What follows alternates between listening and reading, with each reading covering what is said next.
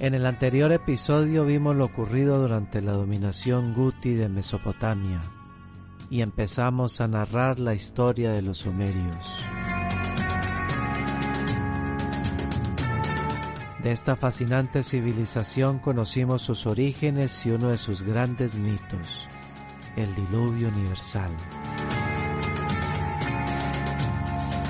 Ahora vamos a conocer el periodo arcaico sumerio y sus grandes personajes, en especial a Gilgamesh, protagonista de otro gran mito, y en cuya historia se mezcla lo histórico y lo mítico.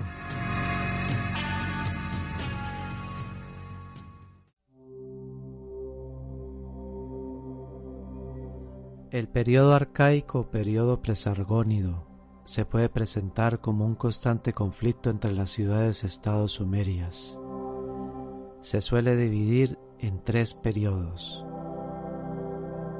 Del 2900 al 2700, las dinastías reales se situaron en Kish, en donde gobernaron 23 reyes, casi todos mitológicos, pero uno de ellos, Mevagaresi, tiene confirmación histórica. Del 2700 al 2550 la realeza pasó a Uruk, cuya primera dinastía contó con 12 reyes, algunos también míticos y otros ya históricos como Enmerkar y Gilgamesh. Enmerkar es presentado como el nieto del dios Sol Utu. Es famoso por su lucha contra la rica ciudad irania de Aratta, conflicto propiciado por el deseo de Inanna de trasladarse al templo de Anu en Uruk. A este rey también se le equipara con Nimrod, descendiente de Noé.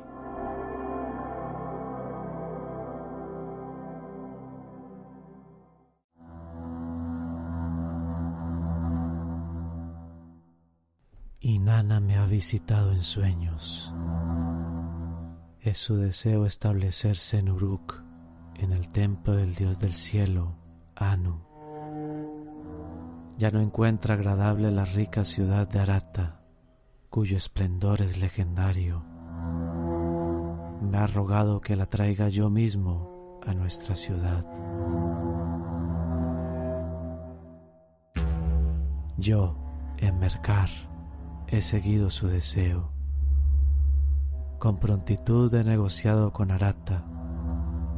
Si me entregan a Inanna, reconocen la supremacía de Uruk y me entregan oro, plata y piedras preciosas, habrá paz. Pero su obstinado rey no ha aceptado.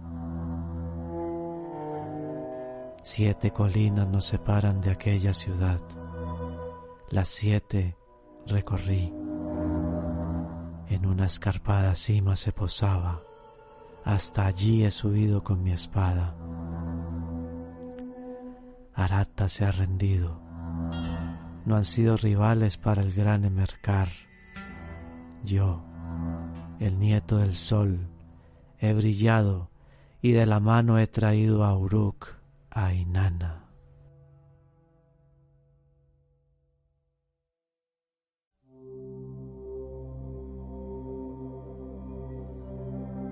Gilgamesh es ampliamente aceptado como el 5º rey histórico de Uruk, cuyo reinado fue alrededor del 2650 a.C. Su influencia fue tan profunda que los mitos de su condición divina se mezclaron con los hechos y finalmente terminaron en los relatos encontrados en la epopeya de Gilgamesh.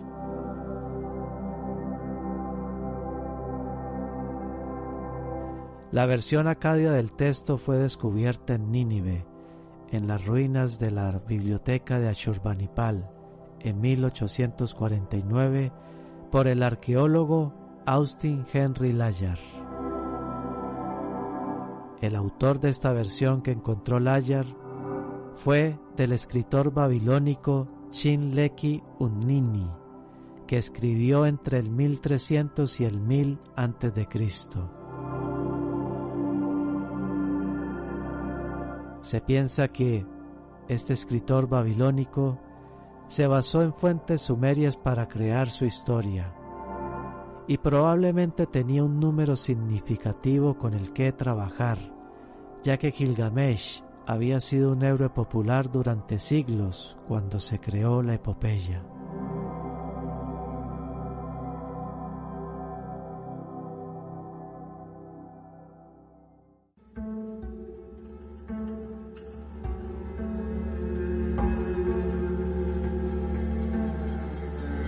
En los salones del palacio de Uruk, sentado en su trono, se encuentra un hombre que fue capaz de desafiar la voluntad de los dioses. Desde que volvió de su increíble aventura, ha estado incansablemente narrando sus vivencias a los escribas. Escuchad y pasad a la arcilla fielmente lo que os voy a decir, pues esta es la historia del gran Gilgamesh, otrora poderoso, y hoy solo un anciano en sus últimas horas. Años atrás era un hombre temido y admirado. Mi fuerza no tenía parangón, mi fama se extendía por la tierra. En Uruk tenía todo lo que un hombre podía desear.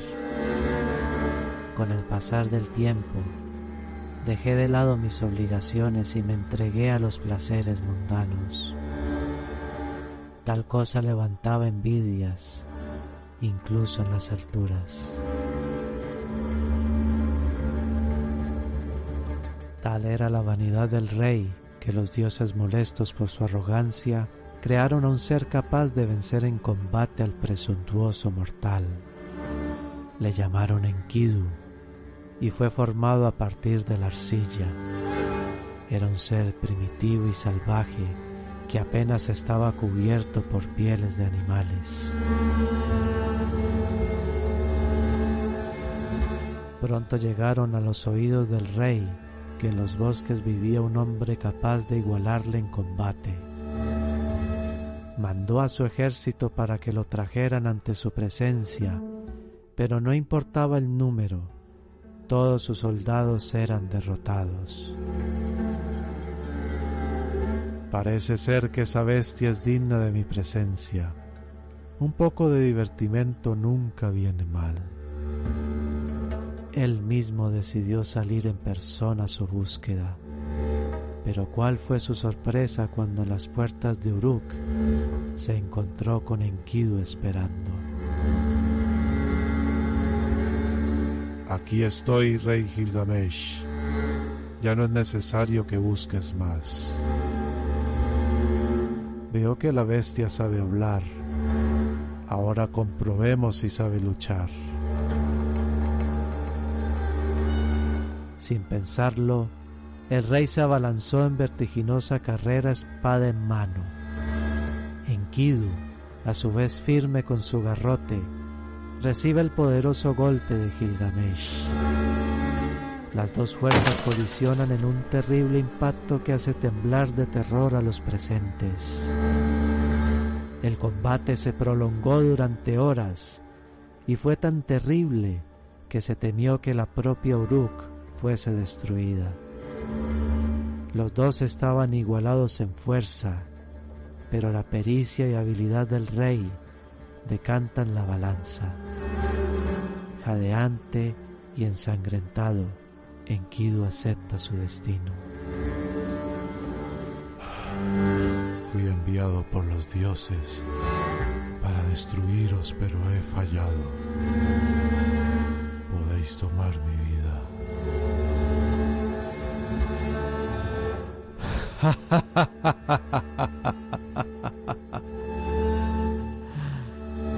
El rey estalla en una gran carcajada, visiblemente emocionado. ¿Qué os hace tanta gracia? Miradme, yo no estoy en mucha mejor condición. Solo os he ganado por poca diferencia. Hace mucho que no me divertía tanto. Me habéis sacado de mi letargo La vida en palacio no es lo mío. Sed mi compañero, Enkidu. Vivamos más aventuras como esta.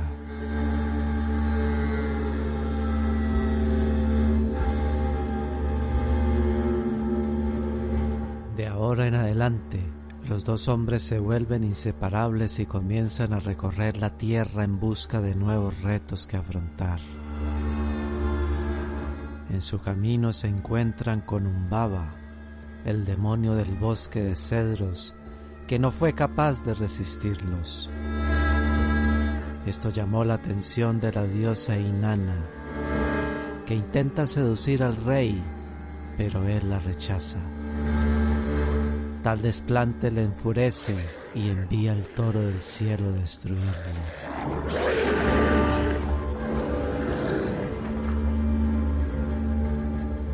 Gilgamesh afronta el combate solo, pero la fuerza de la bestia era superior. Por un momento el rey se ve acorralado, pero Enkidu acude en su ayuda y mata al toro. Felices por una nueva victoria, no contaban con la terrible maldición que acaban de desatar.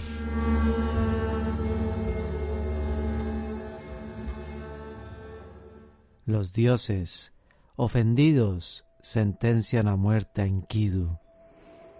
Este cae gravemente enfermo. El poderoso hombre que igualó en fuerza a Gilgamesh se desvanecía cada día sin que el rey pudiera hacer nada por impedirlo. Tener fuerza no es suficiente para vencer a la muerte. Gilgamesh, heme aquí, en mi lecho postrado sin poder levantar un músculo.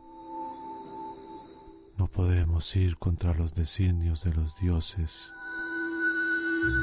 Como al final de nuestro gran combate, acepto mi destino.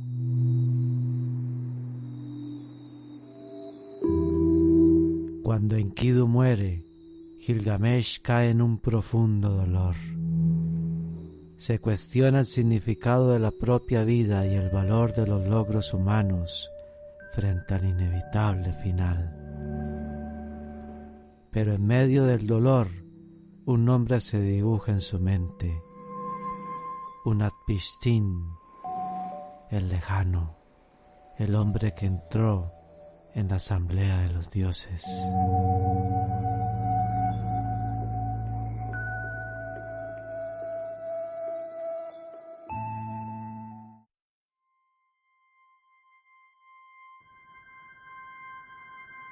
Mi orgullo y vanidad murieron ese día con Enkidu.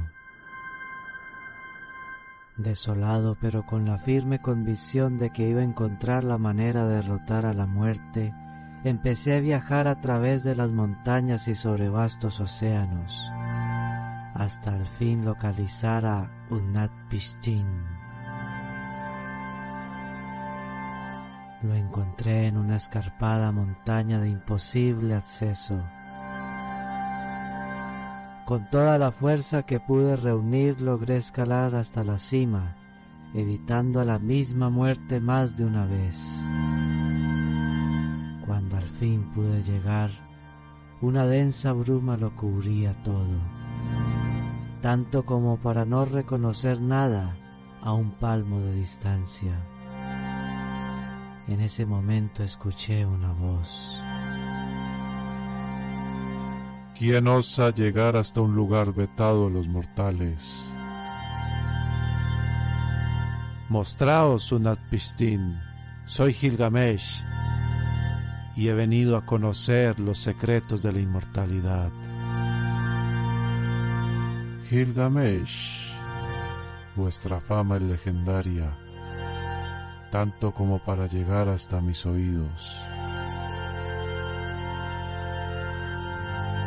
En ese momento la bruma se dispersa y ante mis ojos veo una gigantesca estructura encallada en un risco. Era la barcaza que salvó la simiente de los humanos del diluvio. En ella vi lo que parecía ser un hombre, pero antes de que pudiera hacer nada, desapareció de mi vista para aparecer frente a mis ojos.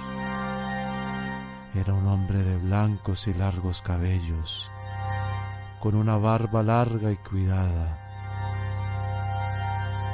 Su rostro estaba surcado por profundas arrugas. Sus ojos eran de un azul intenso y su mirada penetraba hasta lo más profundo. La inmortalidad solo la conceden los dioses. Lo que pides es imposible.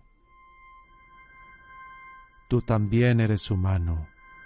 A ti se te concedieron los secretos de la inmortalidad. De pronto, recibo un potente golpe que me lanza varios metros hacia atrás. No le vi levantar ningún músculo. Me pongo de pie a duras penas, pero en ese instante una lluvia de golpes cae sobre mí. ¿La inmortalidad, dices? Era un Natpistin golpeándome intensamente mientras aparece y desaparece a mi alrededor. Empiezo a vomitar sangre. No me podía mover.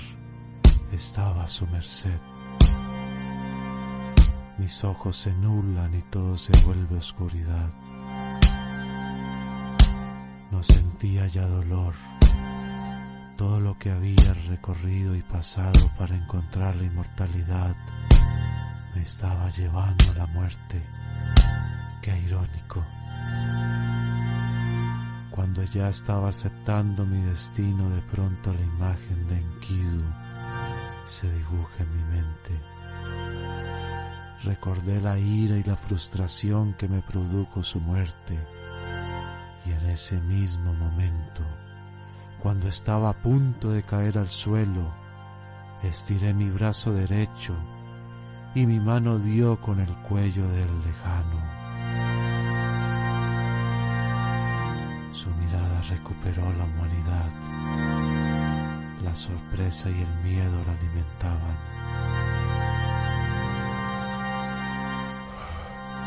En verdad sois quien las leyendas dicen.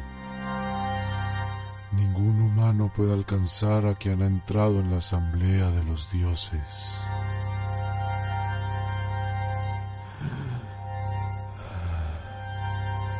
No me importa quién sois.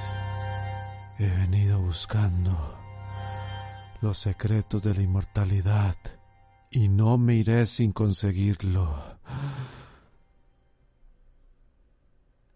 En ese instante vuelve a desaparecer y se posa sobre la barcaza. Subid hasta aquí y tomad lo que tanto deseáis. Malherido pero con el ánimo enardecido, me lanzo a escalar la vieja estructura. Mis manos y pies se aferran como garras a la vieja madera y llego a lo alto lo más rápido que puedo. Al llegar, lo que encuentro me llena de sorpresa. El ambiente frío y tenebroso que cubría la montaña en lo alto de la barcaza daba paso a unos rayos de sol que cubrían una sencilla casa.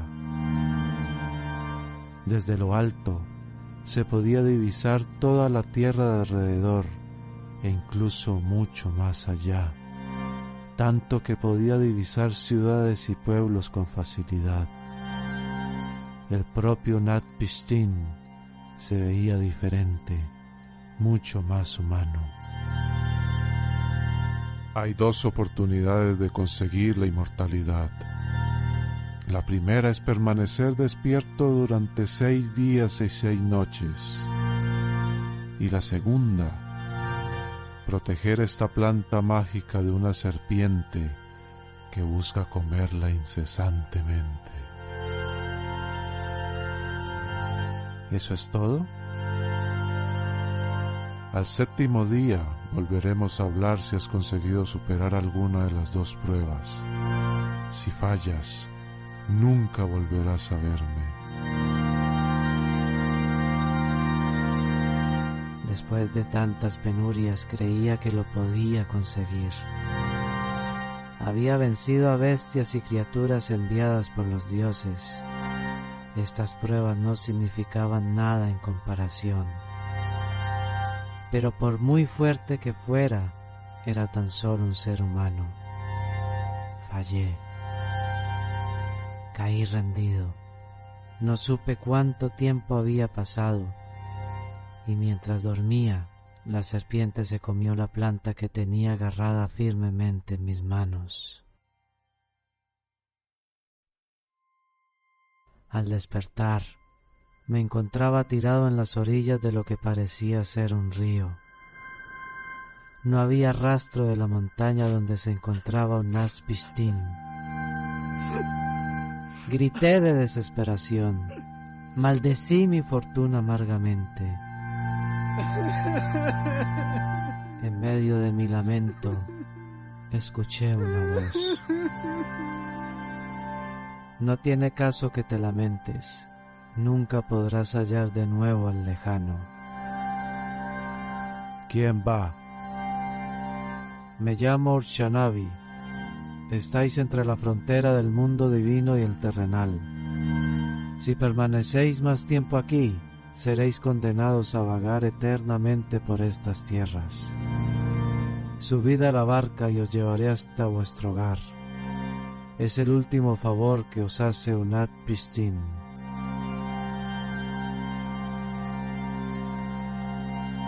Y desde entonces hasta ahora, no he dejado de pensar en lo que viví. Tal vez mi cuerpo no perdure, pero lo hará mi historia.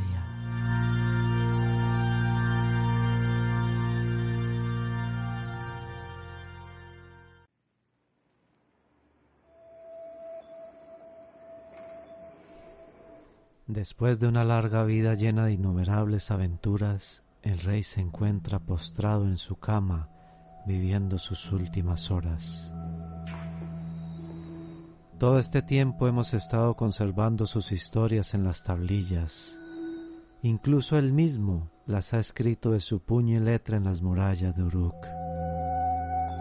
El pueblo apesadumbrado se agolpa a las puertas de palacio, en silencio, orando por el gran rey. De pronto, un funcionario real exclama en voz alta: «Los héroes, los sabios, como la luna nueva, tienen sus crecientes y menguantes. Los hombres dirán: ¿quién ha gobernado con fuerza y con poder como Gilgamesh? Como en el mes oscuro, el mes de las sombras, sin él no hay luz. Oh Gilgamesh, te dieron la realeza, tal era tu destino. La vida eterna no era tu destino. Por esto, no se entristezcan, no se aflijan ni se opriman. Él les ha dado poder para atar y desatar, para hacer la oscuridad y la luz de la humanidad». Dicen los presentes que tales palabras llegaron a la habitación del rey, y éste abrió sus ojos. Por un momento su mirada reflejó el vigor de la juventud, para después, plácidamente, dejarse llevar por la muerte.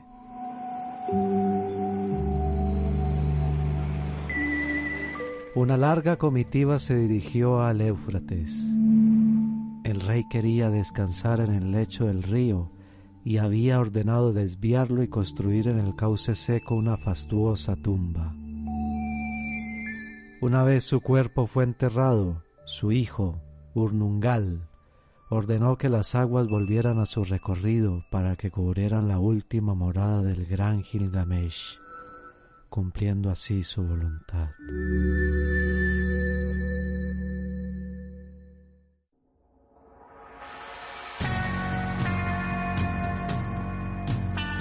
De inspiración sumeria, pero adornado por la cultura babilónica posterior, la historia de este rey sumerio sigue muy presente.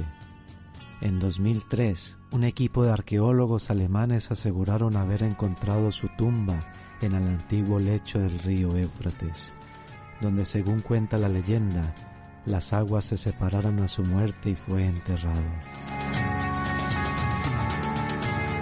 La evidencia histórica de su existencia se encuentra en las inscripciones que le atribuyen la construcción de las murallas de Uruk. Aunque si existió o no, ya es irrelevante, ya que el personaje ha cobrado vida a través de los siglos.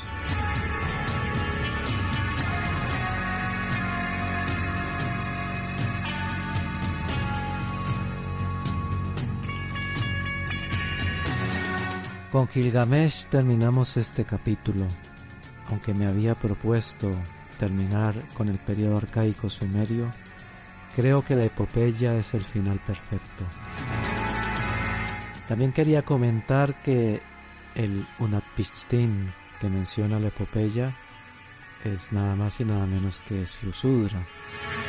Solamente que he querido conservar el nombre, ya que así estaba reflejado en la historia original. En el siguiente episodio vamos a seguir avanzando hasta Lugalsaghezi y enlazaremos con el efímero renacimiento sumerio, donde los cabezas negras logran expulsar a los Guti y disfrutan de un periodo de dominancia hasta la llegada de los amorreos. Esto es todo por hoy y muchas gracias por escucharme. Nos vemos en el siguiente.